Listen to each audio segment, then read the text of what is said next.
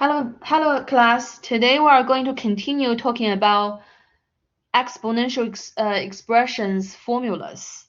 Last class we have covered the product rule, quotient rule, power rule, power of product, and the power of quotient. And they are very important formulas. And today we are going to look at the sixth formula.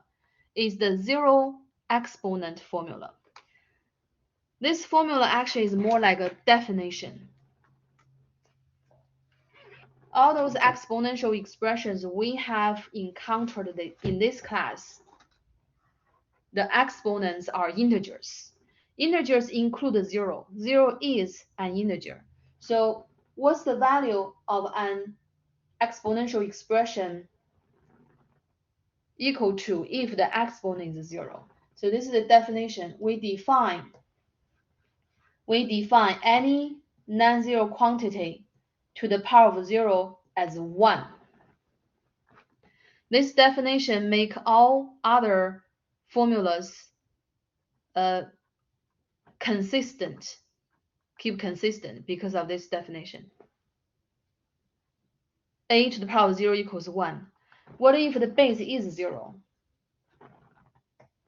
The base cannot be 0. If the base is 0, 0 to the power of 0 is undefined. When we talk about zero exponent, the base has to be a non-zero number, quantity, either positive or negative, but cannot be 0. If the base is 0, 0 to the power of 0 is undefined. This formula tells us any non-zero quantity is raised to the power of 0 equals 1. Very simple. The definition is to keep everything consistent. Let's look at a few questions here.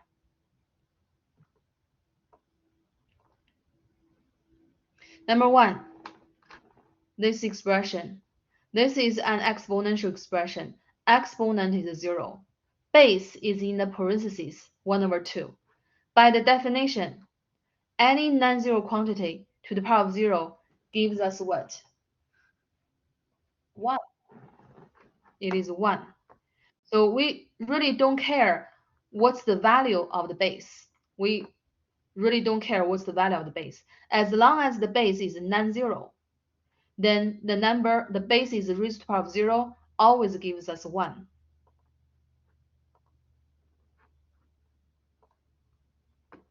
Perfect, exactly. And anyone can tell me the result for number 2. This expression, exponent is 0 on the shoulder parentheses. In the parentheses, we have a negative half. The base is negative half. Is also 1, exactly, perfect. It is also 1 because of the definition. Again, we don't really care what's the value of the base, as long as it's not 0. And the non-zero quantity is raised to the power of 0. By the definition, it gives us 1. Okay, give it a try for number 3. Number 3 and number 2 very close but different. See the difference between the two expressions. In question number 2, the negative sign is inside the parentheses. In question number 3, the negative sign is outside the parentheses. That does make a huge difference. Exactly, the answer is -1. You guys are great. -1. Remember, I mentioned we could understand the negative sign here as what? As the opposite. The opposite. The opposite of what? Of this exponential expression, half to the power of 0. And half to the power of 0 is 1. And the opposite of 1 is -1. Very good. Try number 4, please. Number 4. It's a little confusing, right? In number 4, we have two negative signs. One is inside the parentheses. The other is outside the parentheses. What's your answer? is not 1. Let's look at it closer. Those two negative signs play different role. I would translate the first negative sign, the one outside the parentheses, as the opposite.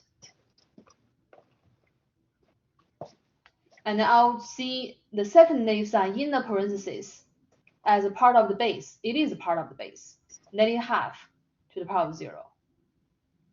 All right? The opposite of, what is the negative half to the power of 0? What is the value of this part? You got it in question number 2, right? So opposite of 1 gives us negative 1. Question number 3, the result is also negative 1. Question number 4, the result is also negative 1.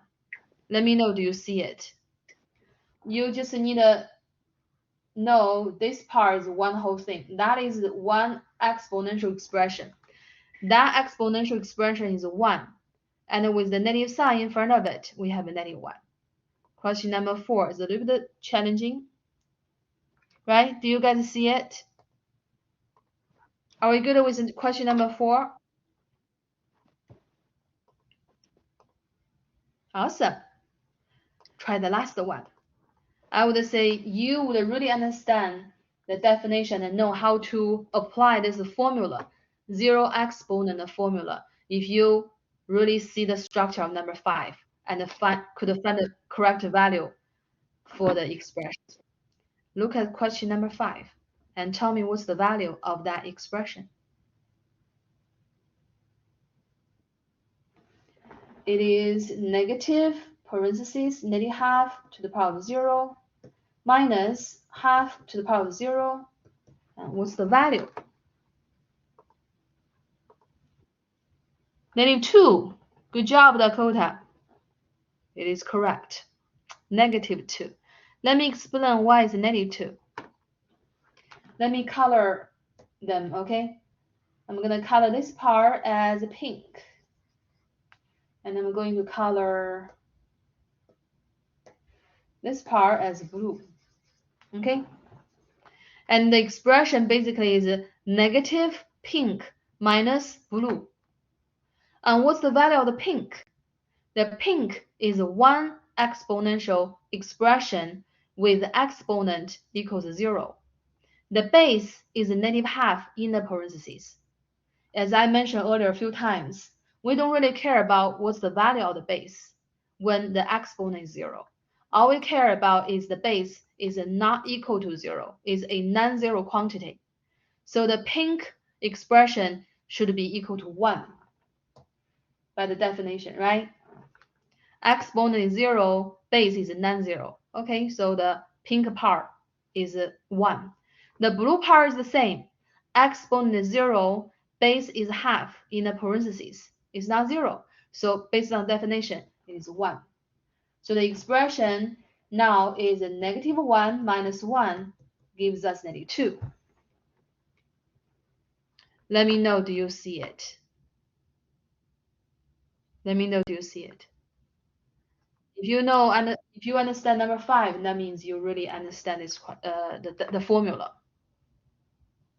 It's actually a very simple, straightforward application when it comes to zero exponent formula. Once you identify the exponent is 0, and then you look at the base, it doesn't care that we don't care what's the value of the base. We only care if the base equal to 0 or not equal to 0. If the base is not equal to 0, then that exponential expression is equal to 1. Okay, equal to 1, not 0, is equal to 1. We need to memorize that. Perfect. Very good. Let's continue. Next formula is the negative 1 exponent formula. Negative 1 exponent formula. Let me prove this formula for you, okay? How about let me explain. Let me prove it first. Let me prove it first. I'm going to start from x times x to the power negative 1. And x actually have a power 1 on its shoulder, even we don't see it.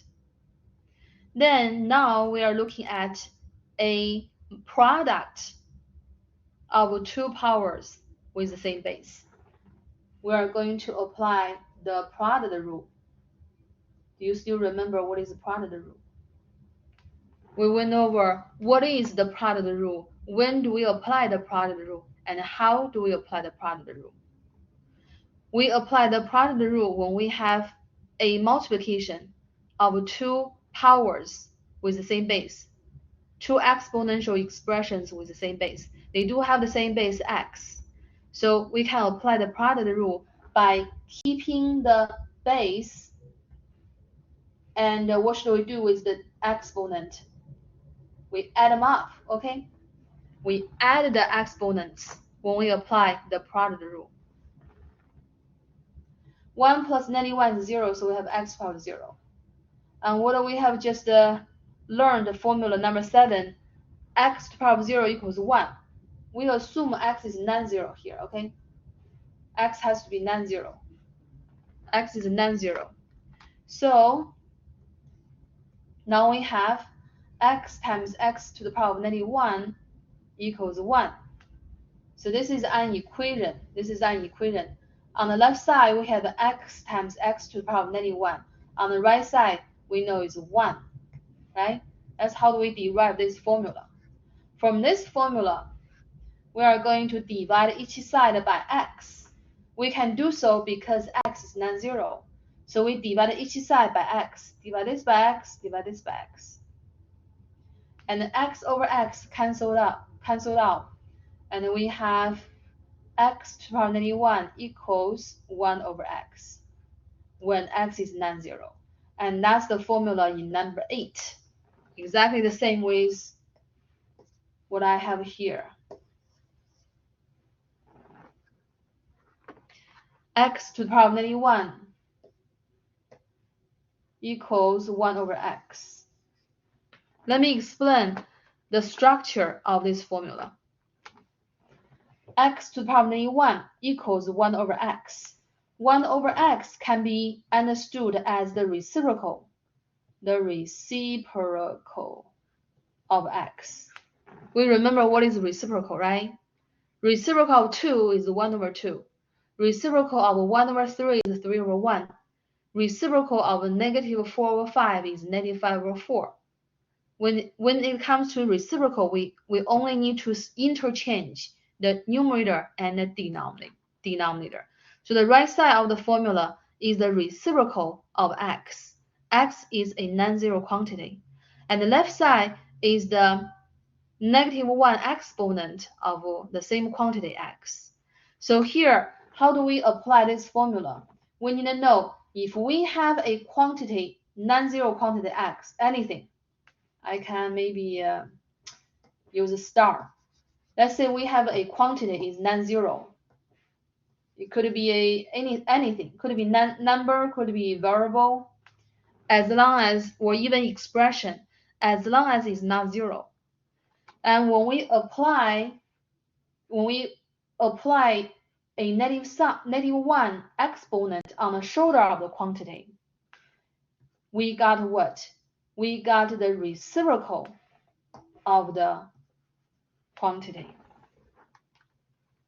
In other words, applying the exponent negative 1 is equivalent to taking the reciprocal of that quantity.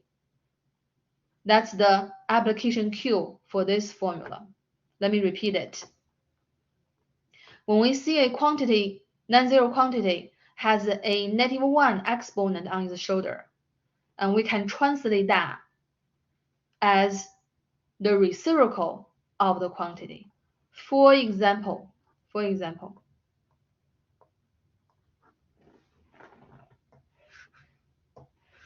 2 is not 0, right? If I place negative 1 on the shoulder of 2, how do we understand applying that exponent? And I will have the reciprocal of 2.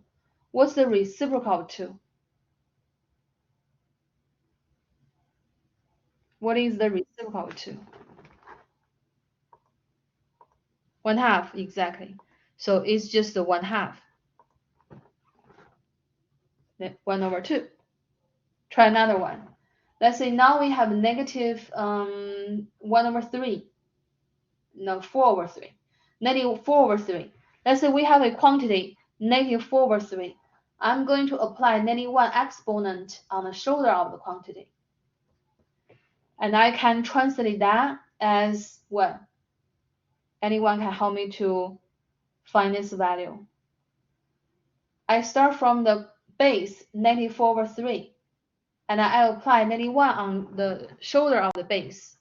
Remember, applying negative 1 exponent is equivalent to taking the reciprocal of the base.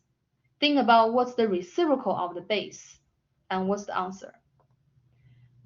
Is negative, right? What's the reciprocal of a negative 4/3? Is negative 3/4. Taking the reciprocal does not change the sign. Right, Joe? Is a negative, yeah, negative 3/4. Very good, very good.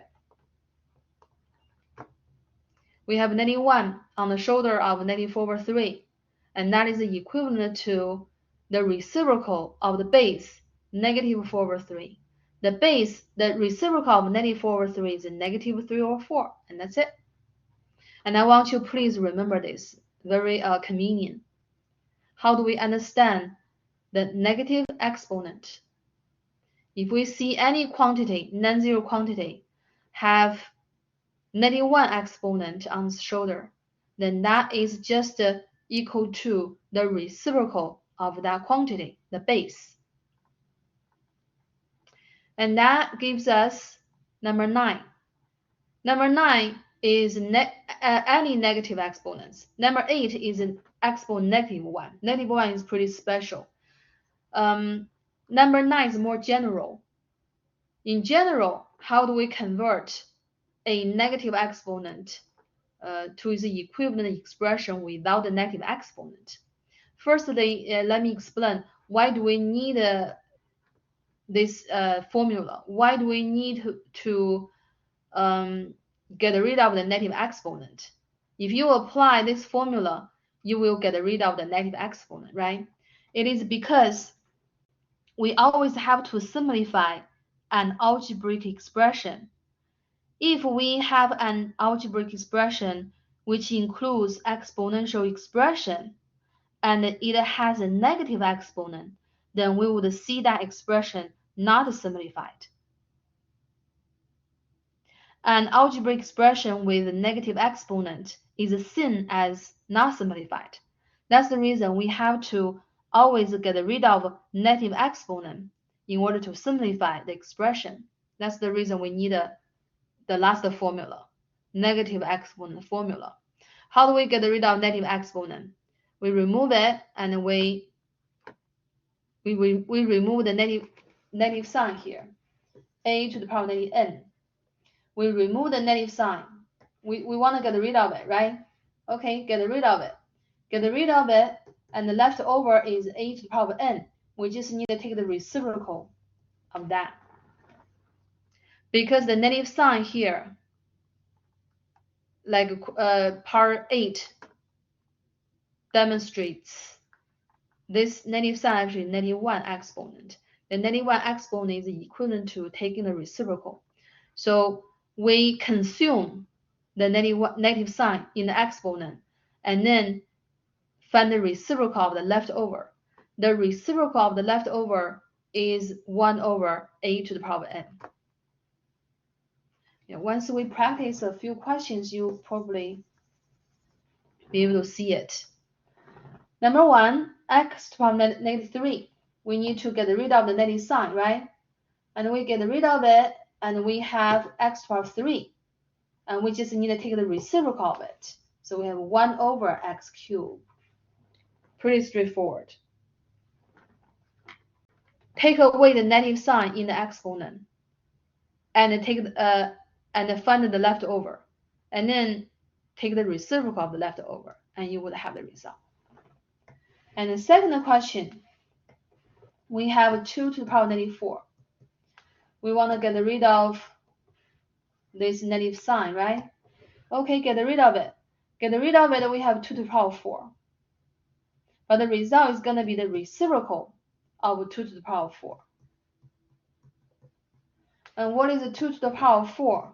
2 times 2 times 2 times 2, 16. And we have 1 over 16. Is that doable? Is that doable? If that's doable, help me with this one. Help me with 3 to the power negative 2. Tell me what is 3 to the power negative 2 equal to? 3 to the power negative 2. 3 to the power negative 2. Simplify that expression. Get rid of the negative exponent. Again, the negative exponent in the negative 1 in the exponent is equivalent to reciprocal. 1 over 9. Very good, very good. Perfect. You guys are great. Exactly. 1 over 9. Without the negative sign, we have 3 to the power 2, which is 9. Take the reciprocal of it, we have 1 over 9. And that's it. Very good. Now let's look at the question number 3. This one is different. The negative exponent is in the denominator. It's in the denominator. And what should we do? Same thing. We want to get rid of the negative sign, right? Get rid of it. Get rid of it, the leftover would be 1 over x cubed. And what's the reciprocal? Reciprocal of 1 over x cubed. X cubed. Right? Is that doable? Same with previous the negative 1 exponent. The negative sign in the exponent is equivalent to the reciprocal. Guys, am I clear about number 3? You take away the negative sign, and you have the leftover 1 over x cubed. And what's the reciprocal of it? The reciprocal of it is x cubed, so the answer is x cubed. Very good. Thank you. And what if you have something like number 4? This is different. And there's a trick we can get it done. Okay. Numerator is x negative 3, y to the power negative 9. Denominator is z to the power negative 4. Okay. In this expression, we have 3 exponential expressions, and all of them have a negative exponent. Negative 3, negative 9, negative 4. And there's a very tricky way to get it done, get it simplified, is we look at them separately and remove the negative sign in the exponent and then flip the spot of the leftover. If it was on the top, we put on the bottom. If it was on the bottom, we put on the top. Let me explain what I'm talking about here. Look at the x to the power negative 3. We don't want the negative sign, right? And we want the x cubed. And simply you just remove the negative sign and then put the leftover x cubed on the bottom. It was on the top, now it's on the bottom. Fast way to do that. Y to the power negative 9. We just need to remove the negative sign in front of 9 and then put the leftover on the bottom. It was on the top, now it's on the bottom. It had a negative sign in it, now it doesn't. Now let's look at the bottom z to the power negative 4. We remove the negative 1 in front of 4. We have z to the power 4 and then we put on the top. Do you like that? So if you see something on the top with a negative sign, you remove the negative sign and then put the leftover on the bottom.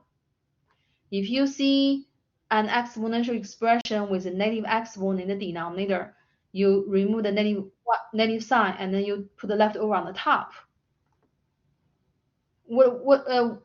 For number question 1, 2, 3, we actually did the same thing. x to the power of -3, that actually is on the top. We remove the negative sign and we put it on the bottom. Same with here. And for number 3, x to the power of -3 is on the bottom. We remove the sign, negative sign, we put it on the top. X cubed is x cubed over 1. Is that clear, guys? Easy enough with letters? Easy enough with letters? Okay. Yeah, you just need to remove the negative sign and then put the leftover. It depends on what's the original side. Like flip over the fraction bar. Flip over the fraction bar. Okay, that's all the formulas. That's all the formulas. All the formulas about exponential expressions. When you go to higher level algebra, you would have to learn those formulas once again. But at that time, you would have those exponents as a rational number. When those exponents are fractions, like 2 over 3 or -4 over 5, and those formulas are still correct. But here in this Algebra 2, Foundation 2 class, all those exponents are integers. All those exponents are integers. Number 10, scientific notation. We are going to skip it. And later when we review for exam 2, we're going to cover the content. All right, any question about those formulas? Any questions about those formulas? I have a question not about the formulas, but about the homework that was due. I know we're in the next chapter, but do we still have time to get the chapter 3 homework finished? I reopen everything every Sunday night. I think I did it last night, did I? It should be open. Like Okay, sorry. Yeah, I update due date every Sunday night. I think I did it last night for sure. Let me show you. Foundation 1 here. If we look at the due date in front of those assignments, they become April 7th, right? It was March 31st yesterday. This one is exam already due. Did I answer your question? Yes, it did. Thank you. Okay, no problem. Let's see if we can practice some problems about those formulas. It's chapter 5. How about let's do some practice here.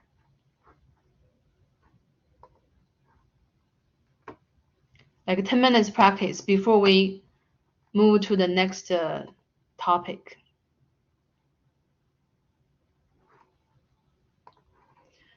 What are those things called? Okay, this is not yet. Formulas, that's not.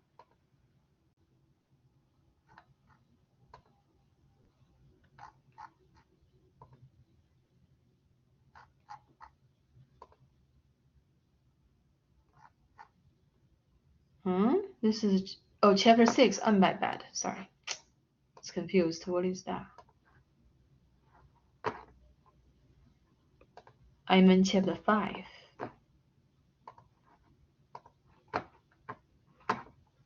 Chapter 5. Homework.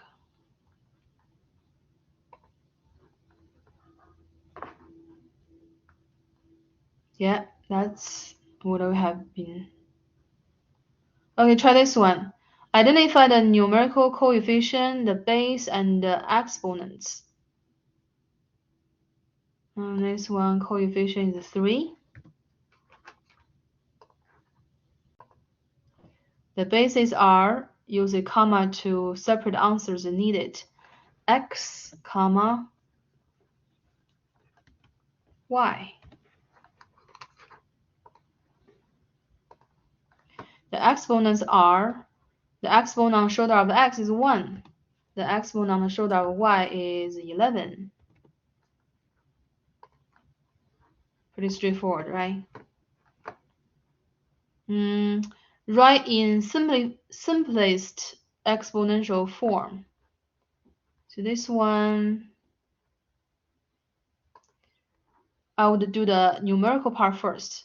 It's only 93, so keep 93 here. And we have a variable a. How many a's? 1, 2, 3. 3 a's. So we have a to the power of 3. And then let's look at the letter b, variable b. We have 1b here, 2 b's in total. So b squared.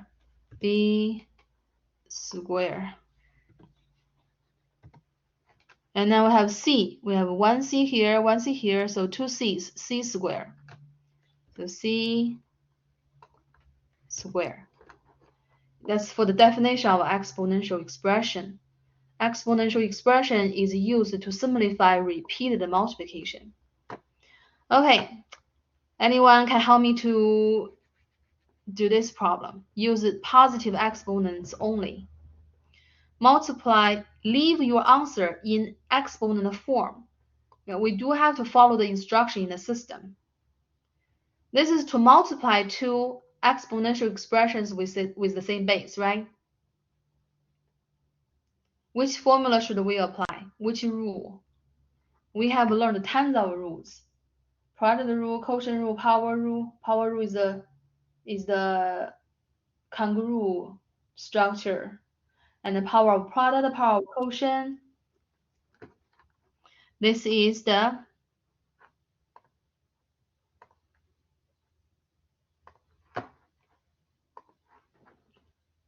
five to the power of 150. I think that's correct. Is the product rule. Hold on, no. Wait a second. Why is 150 that much?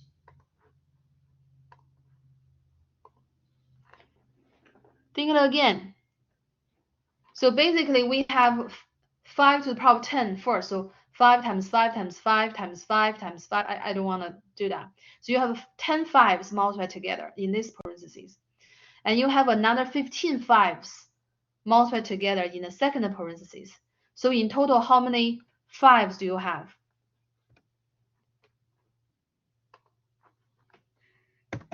Yeah, so what should we do with the exponents? We do not multiply them, okay? We add them. We add them. Yeah, we add them. Very good. Thank you, Joe. It is called the product rule, right?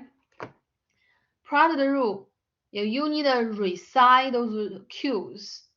When we multiply two exponential expressions with the same base, we keep the base and add up the exponents. Even you don't see it, the worst case, use the definition. In the first parentheses, you have 10 fives.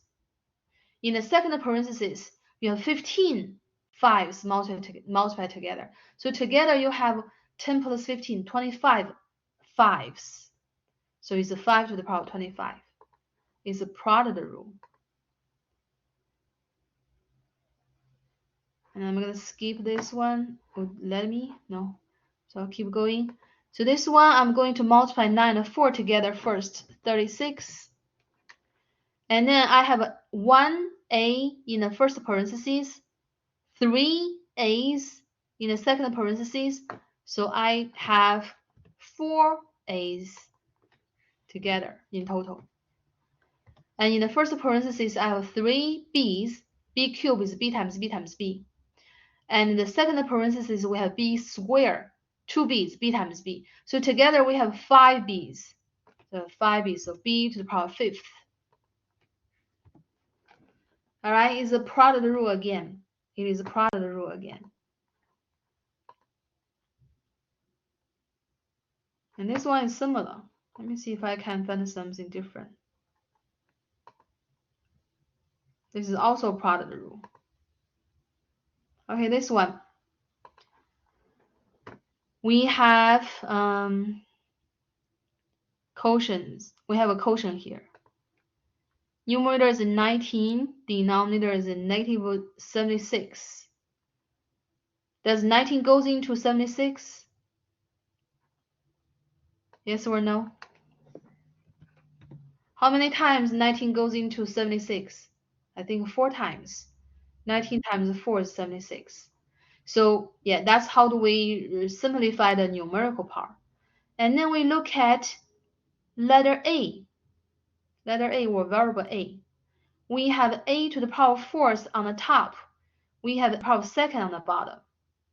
So we have 4 a's on the top, 2 a's on the bottom. So the 2 a's on the bottom will be cancelled, and the leftover a's would be on the top. How many leftover do we have? We have 2 leftovers. Or we can use the quotient rule. Keep the base a, use the numerator exponent to minus the denominator exponent, right? And then we look at the letter B. We have 1b on the top. We have b fourth on the bottom. B fourth is b times b times b times b. So we have 4 b's on the bottom, 1 b on the top. So 1 would be cancelled, and no b in the top. We would have an extra b on the bottom. How many extra b's on the bottom? 3 of them. All right. Let me know if you have any questions. Yeah. Okay. That is a quotient rule. That is a quotient rule. Let me find something different. Okay, 浩苗, that's a little bit complicated. Let's do this one.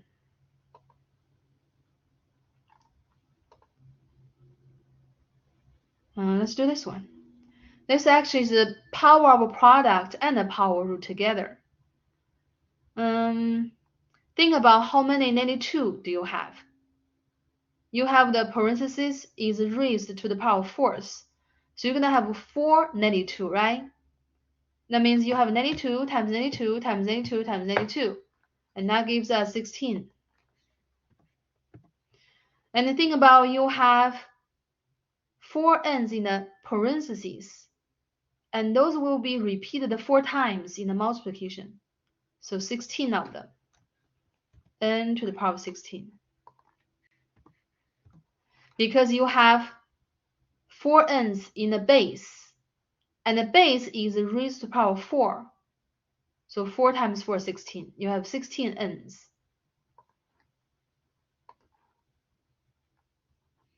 And this one, power of quotient. The result should be still a quotient. Numerator, if we apply second power on the numerator, we have 2x times 2x. That gives us 4x squared. Right? 2 times 2, 2. X times x, x squared. And then we apply the second power on the bottom. 3y cubed times 3y cubed. 3 times 3 is 9. Y cubed times y cubed is y to the power of 6. We can get 6 by multiplying 3 and 2 as well. So that's power of quotient.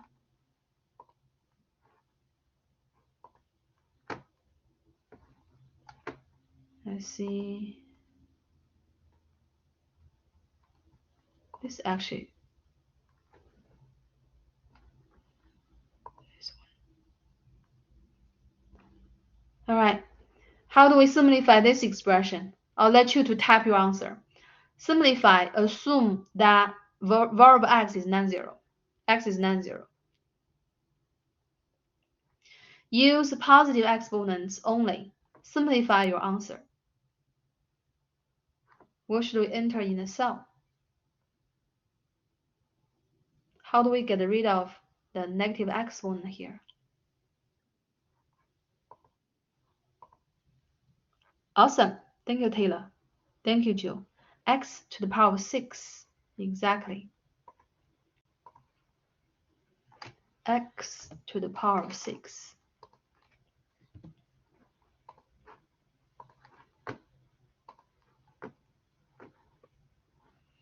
And This one is similar with the example earlier, right? X to the power -7. Remove the negative sign, we have x to the power 7 and then put it on the bottom. Flip with respect to the fraction bar. And that's variable x. And variable y to the power -6 on the top. So we're going to have a y to the power +6 on the bottom. And then z to the power -3 on the bottom. And we remove the negative sign, we're going to have z to the power 3 on the top. You see that? Seriously, I don't think those questions are difficult. You just need to practice and really recite. People have misunderstanding that they don't need to memorize things when they learn mathematics because it's science, not a social science. In fact, you have to memorize a lot of things. Can you give me the answer for this question? Use the positive exponents only. Y to the power 6 times a to the power -2.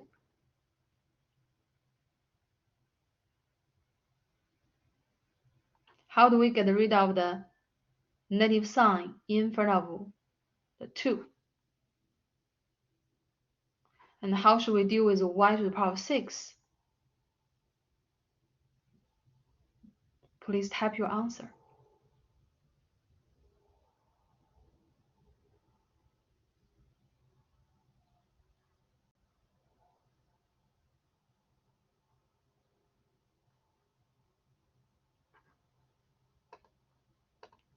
Y to the power 6 is going to keep in the top.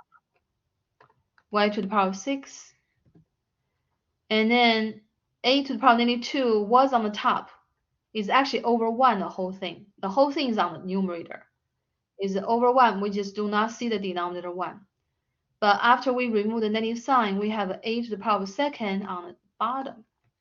And that's the answer. Okay. Yeah, I believe you have the same answer. Let's see.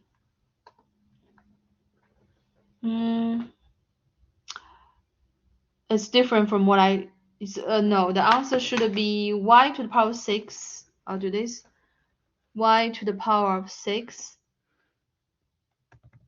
That y to the power 6 is going to remain on the top, divided by a to the power 2nd. A to the power of 2nd. Maybe, I think you meant this. Why did the y to the power 6 go to the top? Oh, that's a good question. Very good. Let me explain. The original expression is y to the power 6 times a to the power -2, right?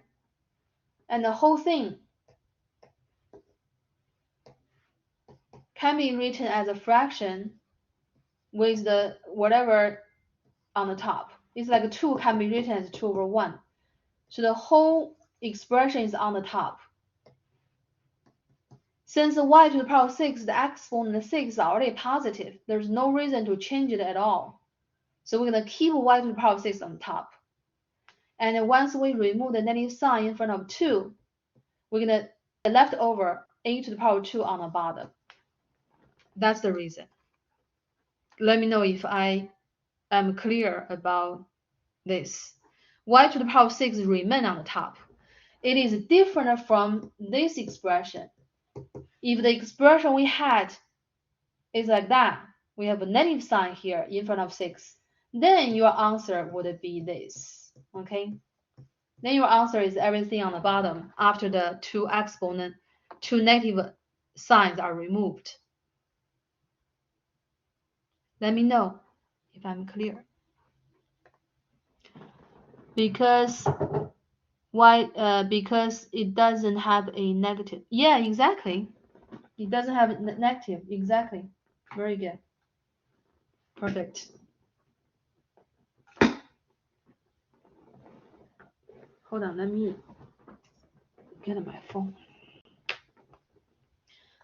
All right, so I think we are pretty good with those formulas. We just need to practice more in the homework. I would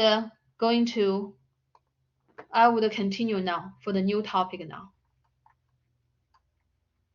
This chapter is about polynomials. This chapter is about the polynomials. Next chapter, chapter 6, is about the polynomials as well. The two chapters, we study polynomials from different perspectives. In chapter 5, we learn what is a polynomial and how do we plus, minus, multiply, divide polynomials. In chapter 6, we learn how do we factor polynomials. And chapter 6 is the most important and most challenging chapter. Both chapters are about the polynomials. The formulas we have been learning, those formulas is to set a foundation to learning polynomials. Before we give the definition of polynomial, I want to start from monomial.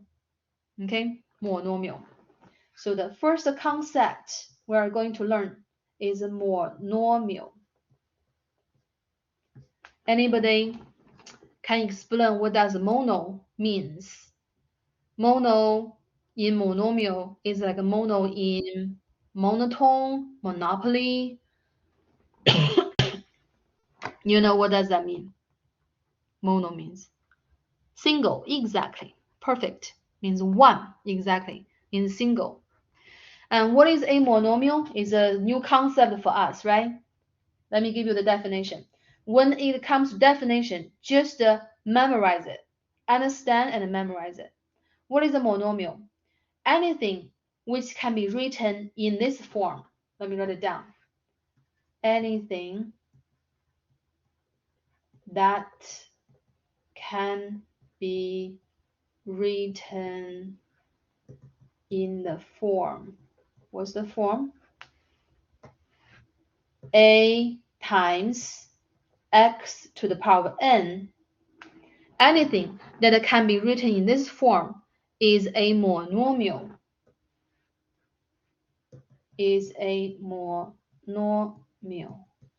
Now let's look at the form. This form has three parts. Three parts. Part A is the coefficient. A here, the first part, A here is a constant. It is called the coefficient, or numerical part of the monomial. It could be any real number.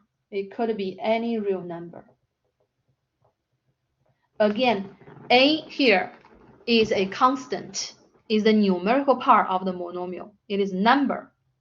We should know the difference between a constant and a variable by now.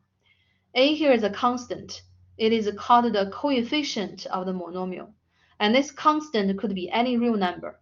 That means A could be a positive number, could be a negative number, could be a fraction, could be zero, could be a decimal, could be rational, could be irrational, could be any real number. Okay? A here is called the coefficient of the monomial. It could be any real number. The second part is x. X here is the variable base. X here is not a constant. X here is a variable. Most of the time, I use the variable x as the base, but it could be any other letters. Could be y, could be z, could be a, or anything. Depends on the context. You would have to look at the context to determine if that letter represents the variable base. Here, I use x to represent the variable base. Third part is the exponent on the shoulder of the variable base. We use n to represent the exponent. It is called the degree of the monomial or the exponent of the monomial. And the n here must be a whole number. Very, very important. Let's recall. What are whole numbers? What are whole numbers? Anybody can tell me what is the smallest whole number? Anybody can tell me what's the smallest whole number? Whole number means not fraction, right? Or where a number doesn't have a fractional part. Yeah, the common misunderstanding is the smallest whole number is 1.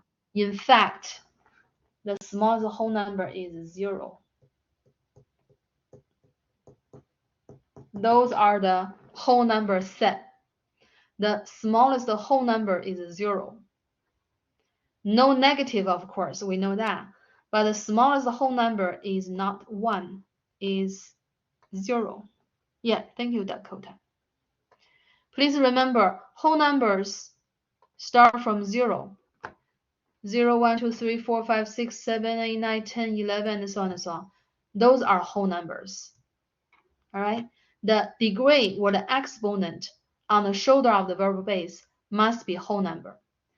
That's the detail, that's the explanation of the 3 parts. Let me repeat the definition for monomial. By the way, this monomial is a univariate. Univariate means this monomial only has one variable base. If the monomial has more than one variable base, that is going to be multivariate. I'm going to explain that later. Let's, at this point, focus on univariate monomial. What is a univariate monomial? Anything that can be written in this form, in this format, is a univariate monomial. And this format has 3 parts. The first part is the number a, is a constant. It's called the coefficient of the monomial. It could be any real number. Second part is the variable base. And third part is the exponent on the shoulder of the base. And that exponent is called the degree of the monomial. And that exponent has to be a whole number. Means it could be 0. It could be 0. Could be 1, could be 2, could be 3, could be 4. But it cannot be -1. Cannot be any negative number, because negative numbers are not whole numbers. And cannot be 1/2 or 3 or 4 or 5 or 6. Cannot be fractions, because fractions are not whole numbers. Degree here has to be a whole number. I think the best way to really know the definition of monomial and really understand it is to use it. Here, I have 9 expressions. Number 12. Identify which of the following are monomials.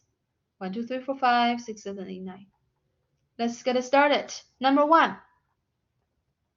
Number 1 is 3 x to the power 1/3. Is this expression a monomial? No, it's not. Why not?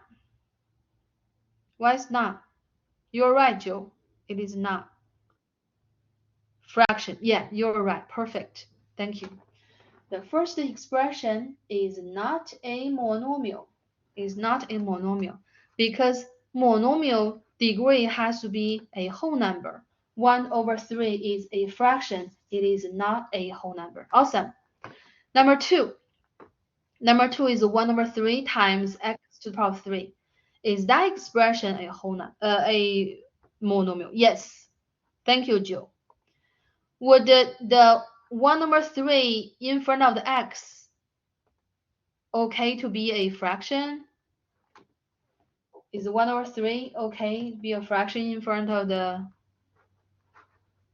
x variable part? Let me close this.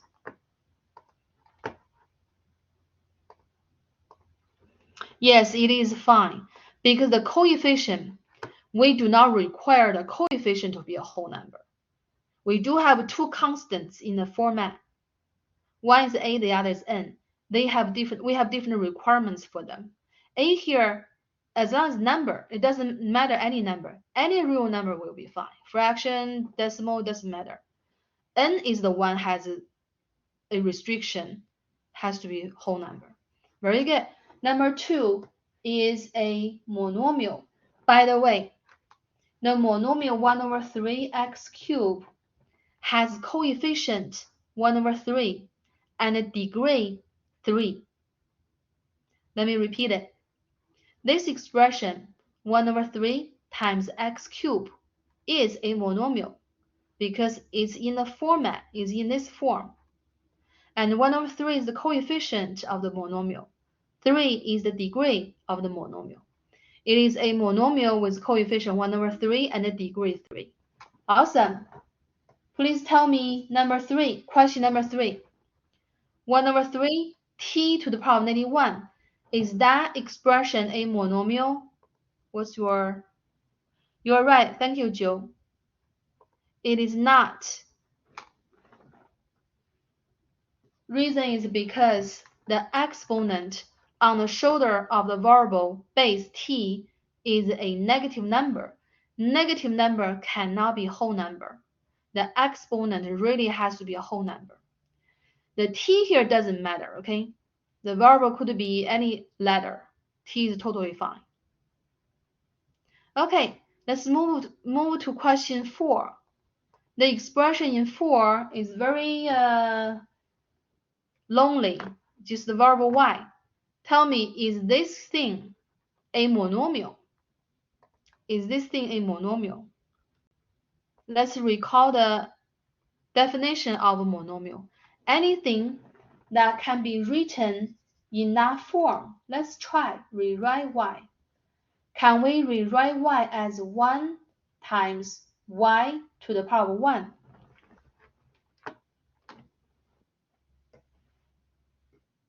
Then we understand it is a monomial, right? Yeah, it is a monomial. N or y? No and yes. Both. Okay, y is a monomial. It is a monomial with a coefficient 1 and a degree 1.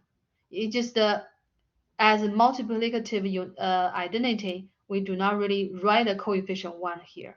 And we don't really also write the exponent 1 as well. So that's the right, you don't see them, but it's actually there. They are actually there. Very good. It is a monomial. Coefficient is 1, degree is 1. Degree is 1. When you don't see it, the exponent on the shoulder of y, that is degree 1. Question number 5. Is the expression negative x a monomial? Awesome. What's the coefficient? What's the degree? Negative x. Yeah, what's the coefficient? What's the degree? Coefficient is negative 1, right? Very good. Yeah, degree is what? Degree is a positive 1. Exactly. Thank you. Perfect. Coefficient. So negative x is a monomial with coefficient negative 1, degree 1. Perfect. Continue. Number 6, 10t.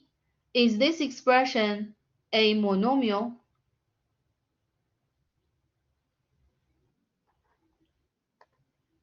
And what's the coefficient? What's the degree? 10t. Coefficient is 10, right? Yeah. What about x? What's about the degree? 10t. What's the degree? 1. Perfect. Exactly. You guys are great. Awesome. Number 7. Number 10 is a single constant. Is that a monomial? Okay, let's recall the definition. A monomial is anything which can be written in that form. Anything that can be rewrite in that form.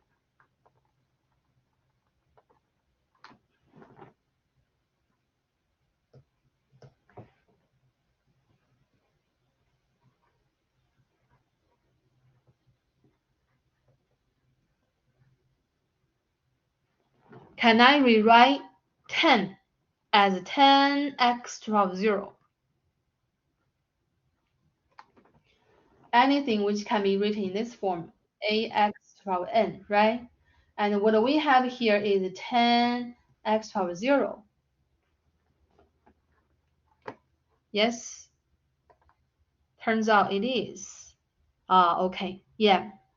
10x to the power 0. Thank you, Amanda. Exactly. Question number 7. We have a single constant 10. 10 turns out is a monomial. Is a monomial with the coefficient 10 and degree 0. Degree is 0. Why? Because remember, x to the power 0 is 1, x is non-zero. Remember this formula we learned earlier today? When x is non-zero, x to the power 0 is 1. 10 times 1 is still 10. So value-wise, they are the same. They are equal. 10 could be written as 10x to the power 0. X is non-zero. And it is a monomial with degree 0. With degree 0. 0 is fine because 0 is a whole number, right? Look at it here. 0 is a whole number. And the degree is okay to be 0. As long as a whole number. 0 is a whole number. What about number 8? Question number 8. The expression we have is a negative 5. Is a negative 5 exactly? Very good. Thank you, Amanda. Thank you, Jill. Similar with earlier, right? We can rewrite negative 5 as negative 5 x to the power 0. X is non-zero. So negative 5 is also a monomial with the coefficient negative 5, degree 0. What about number 9? The expression we are given is 0, a constant 0. Is 0 a monomial? Is 0 a monomial?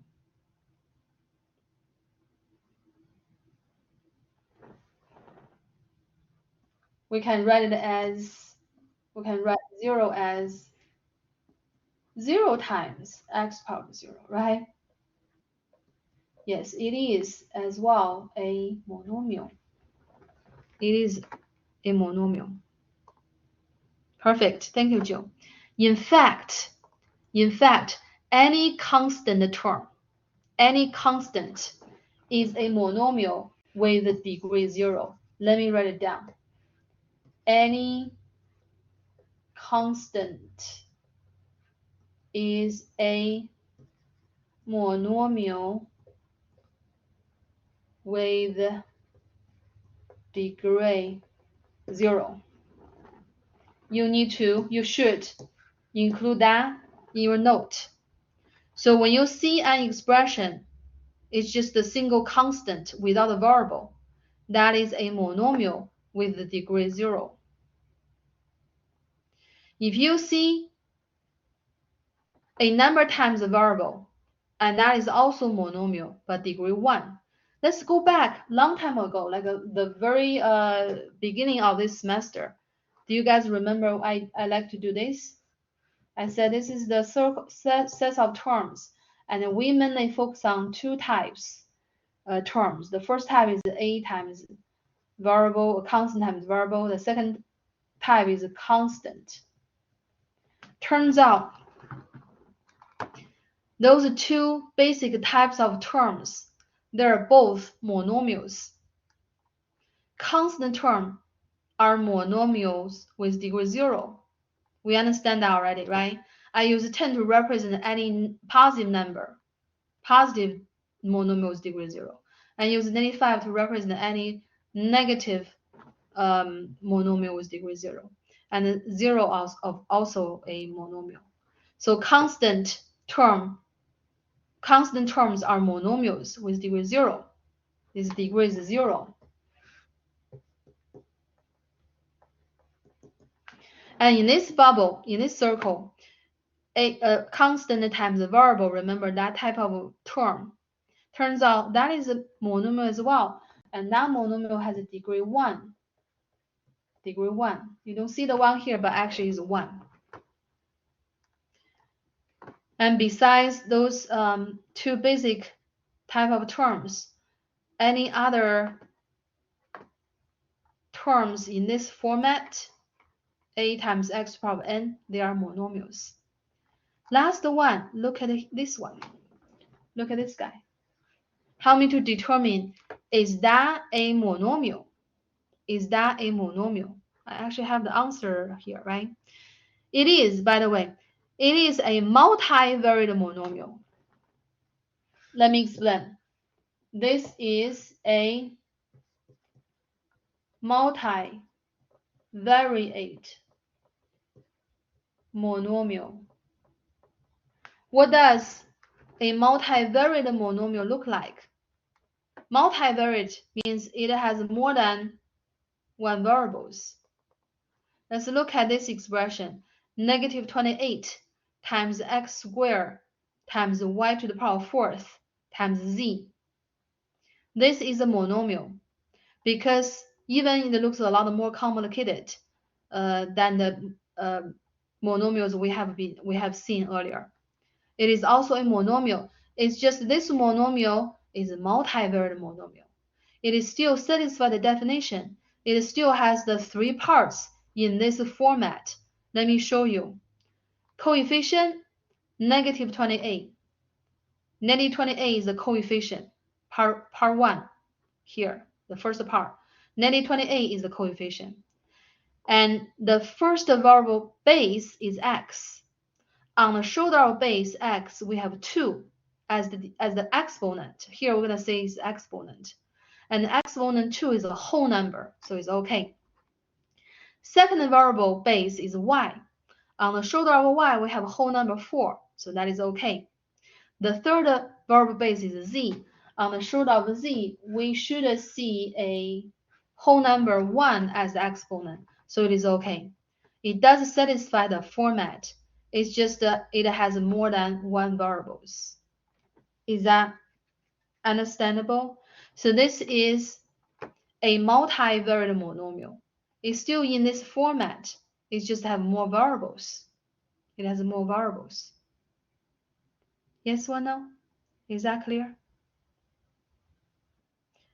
And I think the tricky part is how do we identify the degree of a multivariate monomial? We all know how to identify the degree for a univariate monomial, right? The exponent on shoulder of the only variable, of course, is going to be the degree. But what if we have multiple variables? How should we determine the degree of this multivariate monomial? Can you make a guess? What's the degree of this guy, this multivariate monomial? Negative 28 is the coefficient. We should know that. And what's the degree of this multivariate monomial? Negative 28 times x squared, y to the power of 4 is z to the power of 1. If you are a mathematician, how would you determine the degree for this monomial? How would you to do that? If you change all the three variables, if you replace all the three different variables with one single variable, and what would you have? If I change the y as x, if I change this z as x as well, now I would have how many x here? 2 here, 4 here, 1 here. I have 7 of them, right? The degree is 7, by the way. So for a multivariate monomial, the degree is the sum of all the exponents. And I explained the reason. I make sense of it for you. Multivariate is just different variables. What if they are all the same variables? Then you will see x squared times x fourth times x, and that is x to the power of 7, and 7 is the degree. It's just difference, just they are not all the same. There are 3 different variables. So the degree is the sum of all the exponents. Degree is 7. Are we good with that? How do we find the degree for a multivariate monomial?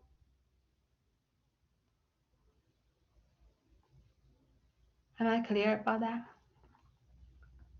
Guys? Okay, thank you. So that's the definition of monomial, okay? Monomial. That's what a monomial look like. That's what a monomial look like. Now we understand monomials. And take a wild guess. What is a binomial? What is a trinomial? What is a polynomial? Yeah, we just learned a monomial. Anything that can be written in this form is a monomial. And what is a binomial? Mono, bino, no bino, bi, just bi. Tri, poly. Monomial is the sum of two monomials. If we have an expression, the expression is an addition of two monomials, and we call that expression a binomial. Bi here means two. Bicycle, bike, bipolar.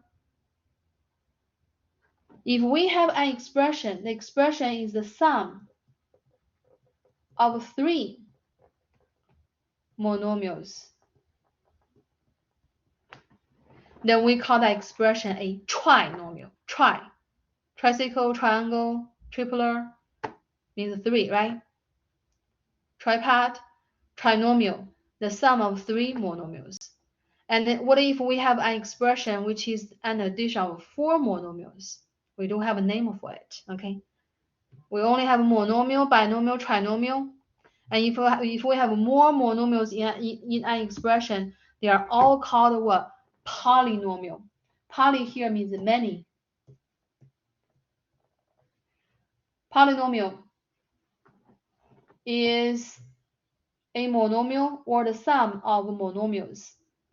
Polynomial includes actually all those three. They are type of polynomials. Polynomials, I should write it down. Polynomials are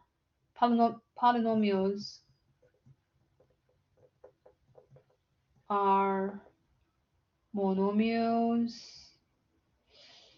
are this. I can write for a polynomial. A polynomial is a sum of one or more monomials. A monomial is a polynomial with one term. Binomial is a polynomial with two terms. Trinomial is a polynomial with three terms. You guys agree those monomials are terms, right?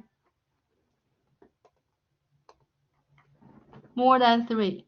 Yeah. If equal to 3 or equal to 2 or equal to 1, they are also called a polynomial. So polynomial is a more general name for all of them.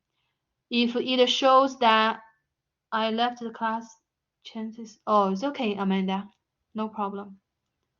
The storm is rolling over. Really? Looks fine here.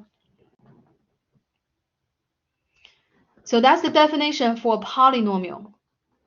All right. So let's look at some examples. Number 13. Determine if the following expressions polynomials. If they are polynomials, what type of polynomials they are. Identify the leading coefficient, leading term, and degree of those polynomials. So here we have a few different tasks. Let me do a couple and you help me to do the rest.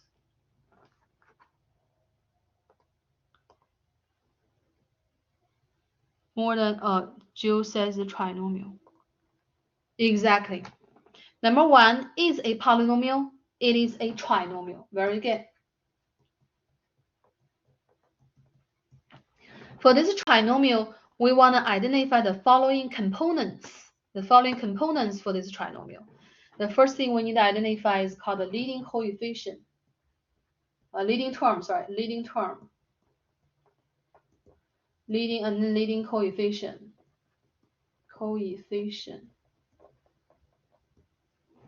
and then degree of the polynomial. Also, standard form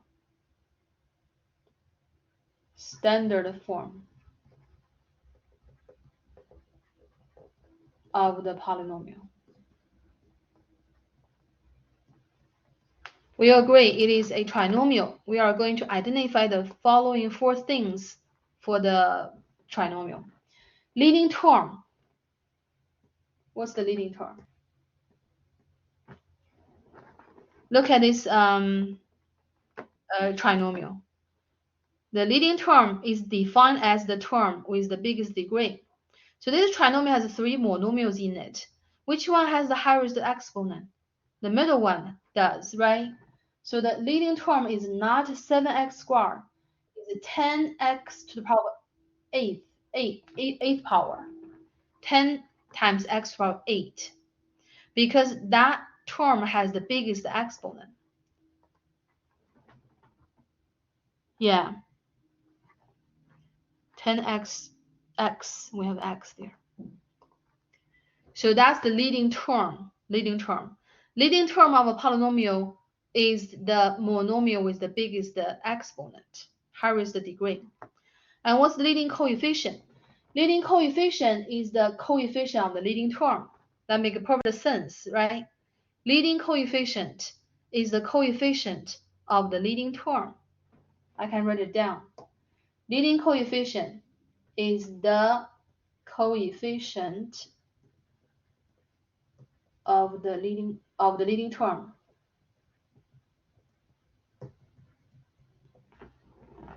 And what's the degree of the polynomial? What's the degree of the polynomial? 2, we have 2 here. We have 8 here. We have 1 here. Please do not add them up. This is different from multivariate monomials. Please do not add them up. The degree of this polynomial is 8. So basically, the leading term determines the features of the whole polynomial. When you go to pre-cal, you're going to learn polynomial functions. This is polynomial function. And you would know a lot of features of the polynomial function depends on the leading term. So the leading coefficient is the coefficient of leading term. The degree of the whole polynomial is also depends on the degree of the leading term. Again, please do not add 2, 8, and 1 together.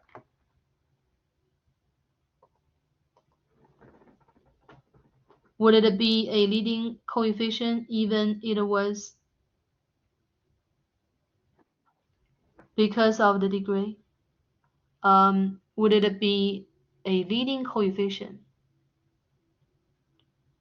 even it was, I don't get it. What is 5 to the power 8?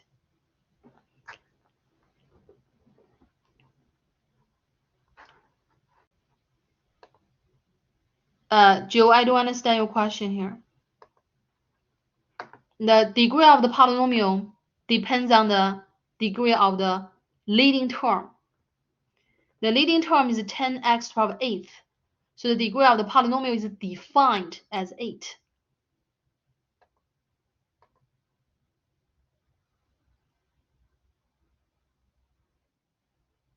Okay, thank you. And now we are going to talk about the standard form of a polynomial. We are going to talk about the standard form of polynomial. We do need to know that because later when we learn long division, we're gonna have to write all the polynomials in the standard form. So firstly, we need to identify the degree of the polynomial. Suppose the degree of the polynomial is n, then we have n plus 1. There are n plus 1, that many terms or monomials. Those monomials are terms, right? Terms in the standard form.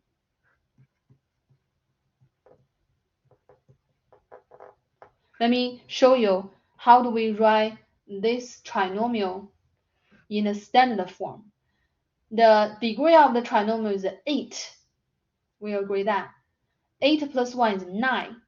The standard form of this polynomial actually has 9 terms. Let me show you. We start from the leading term, 10x 12 eighths. Do we have x 12 seventh? If we don't, that means the coefficient of x 12 sevenths is 0. The reason we don't have it because the coefficient is 0. Do we have x 12 sixths? We don't. That is because the coefficient is 0. Do we have x 12 fifth? No. That because the coefficient is 0. Do we have degree 4, x 12 fourths?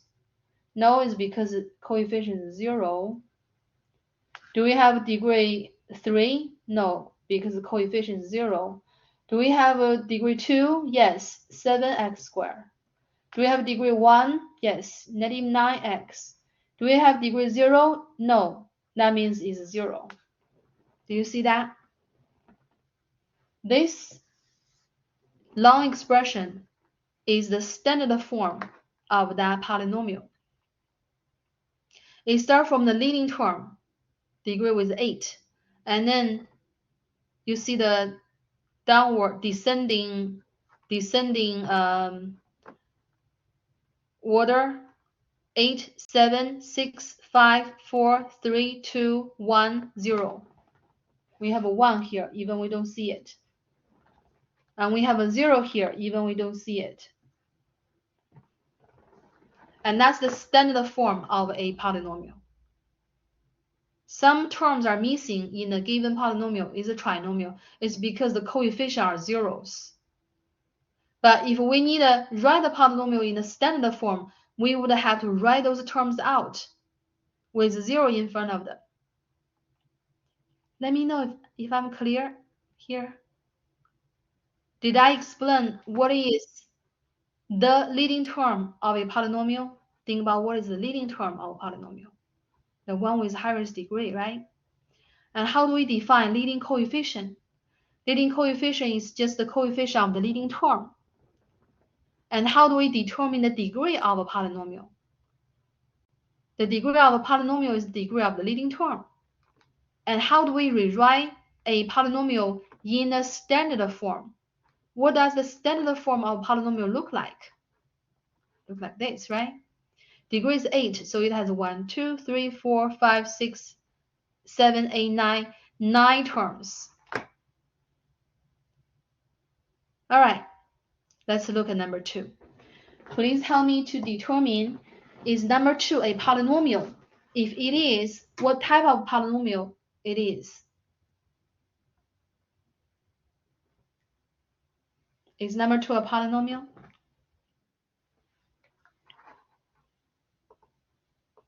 It's a binomial, right? Exactly. Binomial, perfect. Let me write down. It is a binomial. What's its leading term?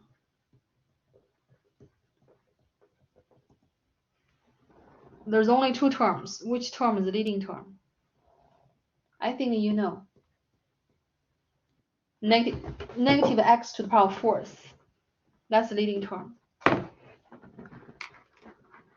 And what's the leading coefficient? And what's the degree?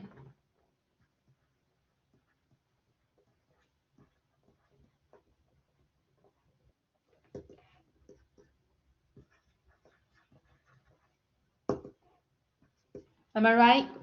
Do you have the same? Yeah. Very good. Thank you, Jill. Degree is what happened to my thing?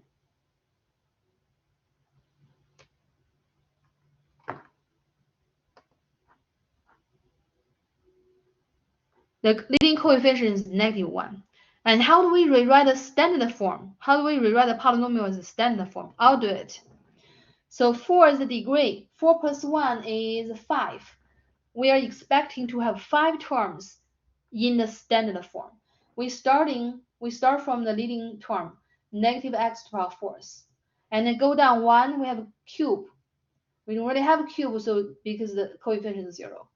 We don't have square because coefficient is 0. And we don't have a x for the first power because the coefficient is 0. And then we have degree 0. Remember, a constant term is a monomial with degree 0. So 16 is the degree 0.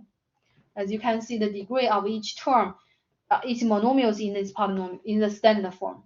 4, 3, 2, 1, 0. Okay? Why this is moving? Let me save it. Okay. Number 3. Is number 3 a polynomial? Question number 3. 4x squared y squared minus 8x cubed y fifth. Yes, it is a multivariate binomial.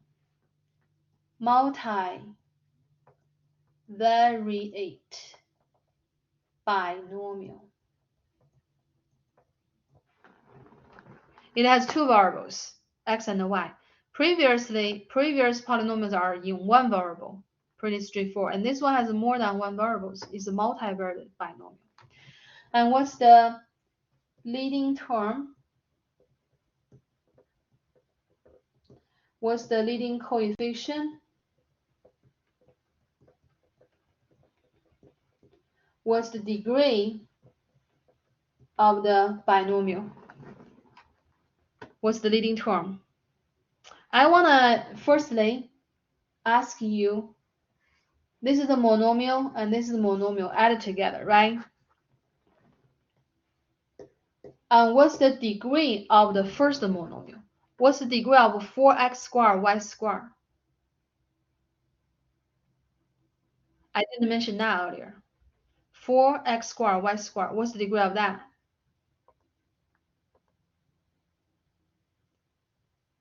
What's the degree? Isn't degree equals 4? 2 plus 2 is 4, right? Yeah.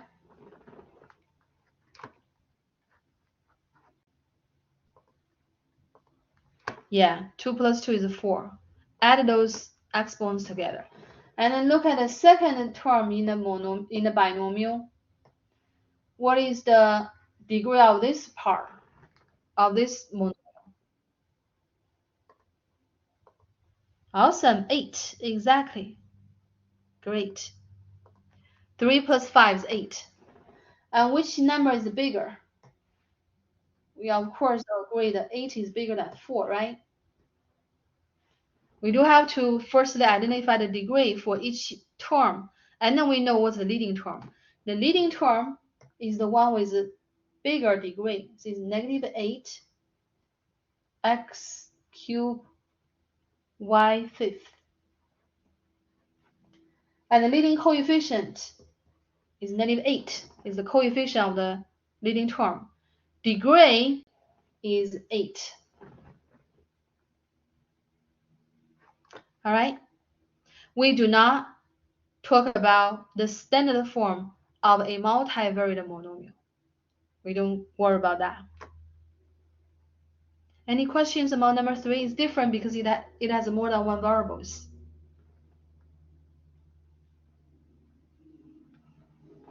Last one, number 4. Let's see what's the leading term.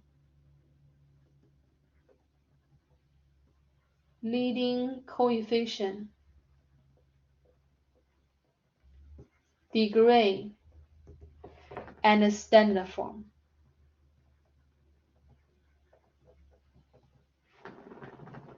Leading term. This is only one variable. Leading term is which one has biggest degree? Negative 6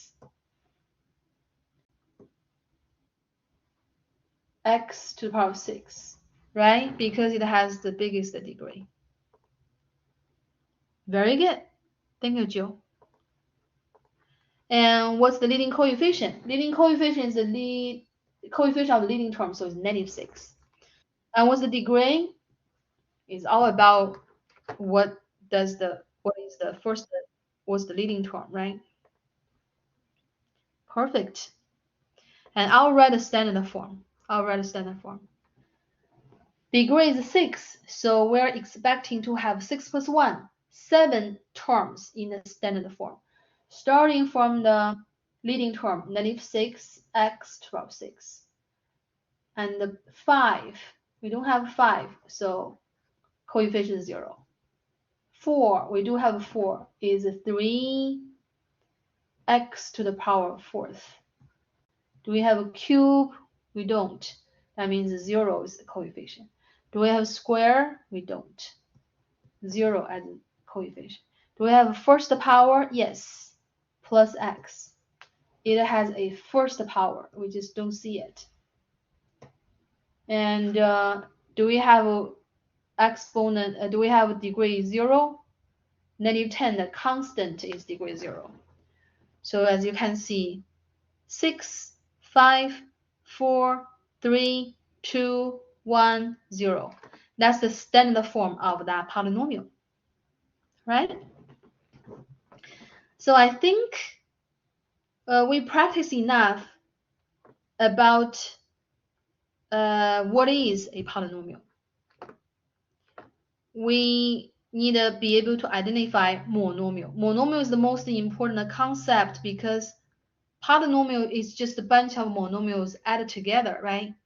And polynomial is a broader name for all of those monomials, binomials, trinomials, or a sum of more than 3 monomials.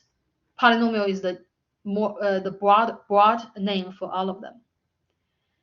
And now we are going to talk about how do we plus, minus, multiply, divide polynomials. We have 30 minutes. Okay, we should be able to do adding if we're maybe some subtracting. Let's see how we add polynomials. I'm going to demonstrate 2 different methods to add up 2 given polynomials. The first method is called a horizontal method. Okay, horizontal method, adding 2 polynomials simply. So we have, this is the first polynomial. Let me highlight it. This is the blue one. This is the pink one. So here we are adding the 2 polynomials together using horizontal method. Using horizontal method to add up polynomials simply is to put them together. So from the blue term we have 1, 2, 3. From the blue polynomial we have 1, 2, 3, 3 terms. So that is 2x 12 fourths minus 3x squared plus 8. From the red one, pink one, we have 3 terms as well. So we put them together.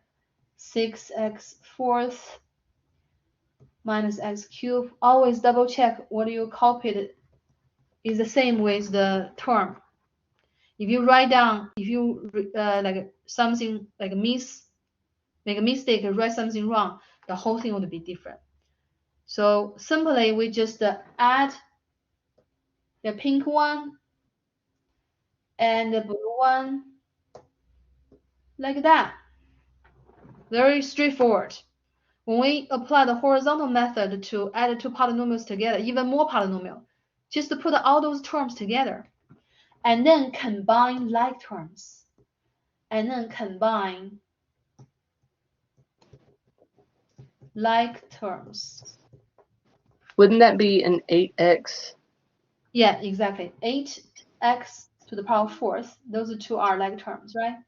And then there's nobody is the like term with negative x cubed, so it's by itself. And no one is the like term of negative 3x squared, so we just copy it. Do we have more like terms? In the first green equation, it should be 2x to the 4th. My bad. And you, yeah. I'm missing an x here.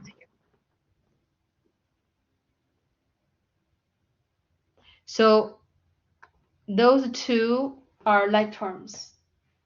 8x and 13 minus 13x, right? How do we combine 8x and then negative 13x?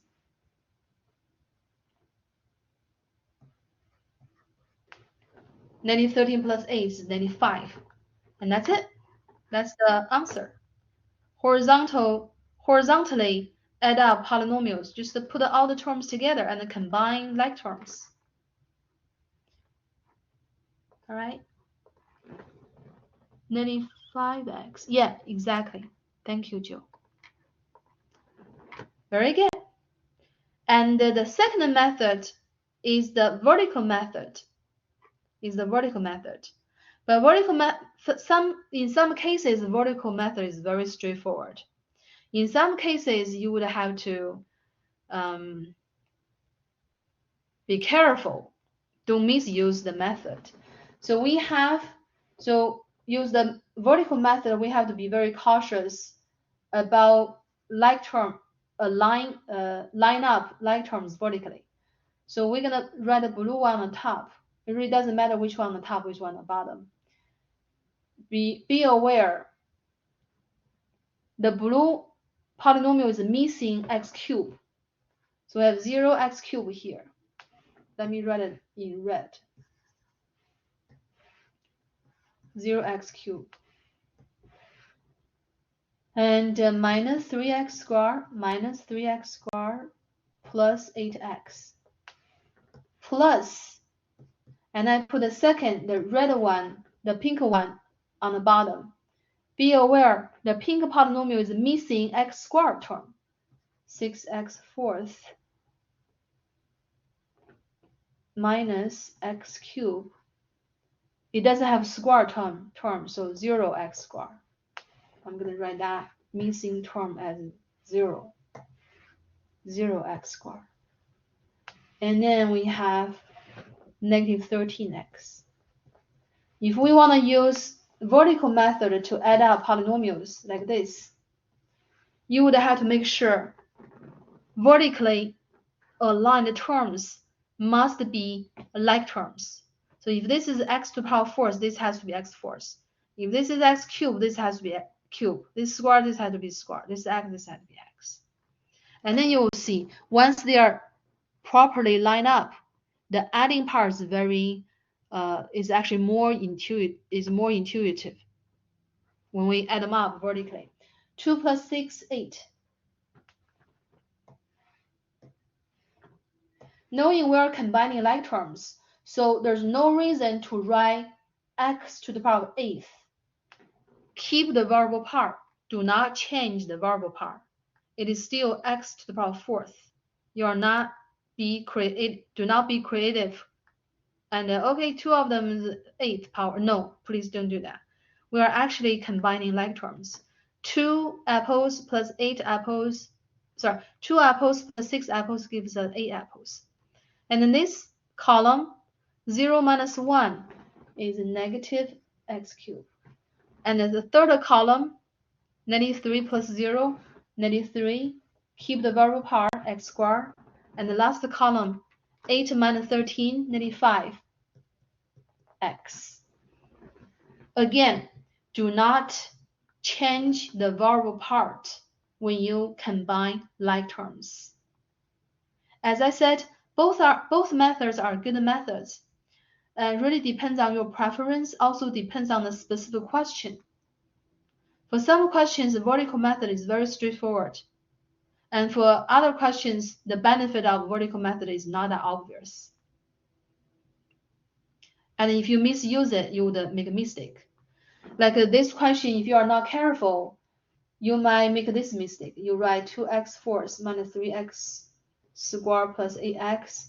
On the top, you write 6x fourth minus x cubed minus 13x here. And you are not doing this because those two are not like terms.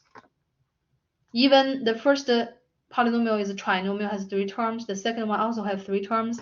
Doesn't mean you can just add them up like this. When we apply vertical method, in each column, those terms, vertically aligned terms, have to be like terms. Very, very important. Okay. We have 5 more minutes. Let me do number 2 with you. Observe number 2. We are adding 2 trinomials. And I notice they do have the same structures.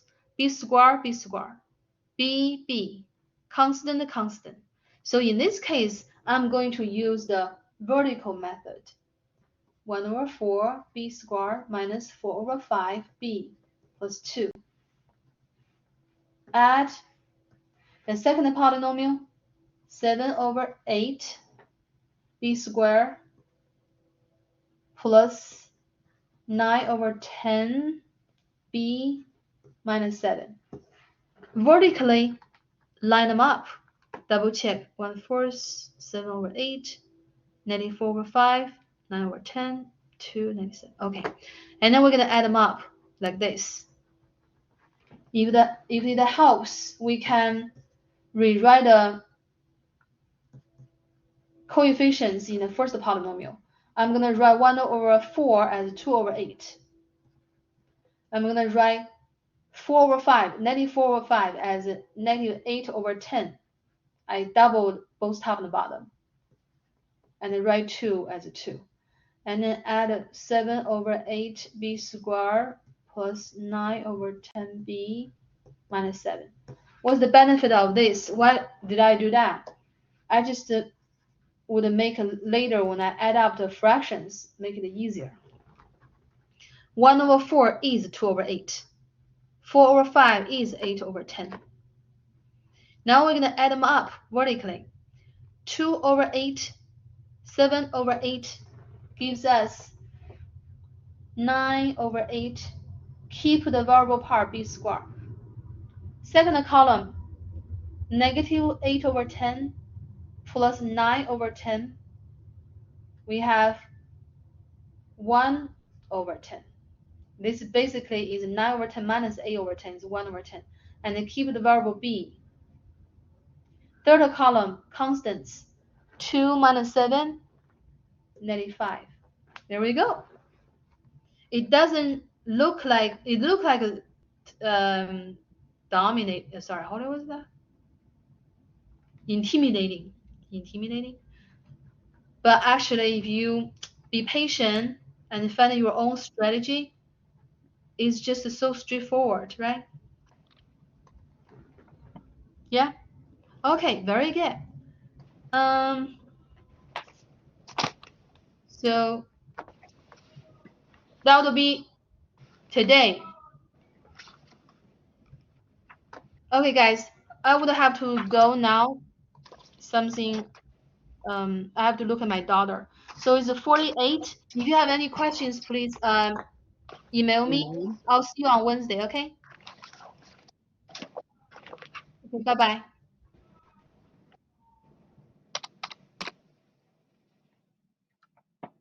Good night.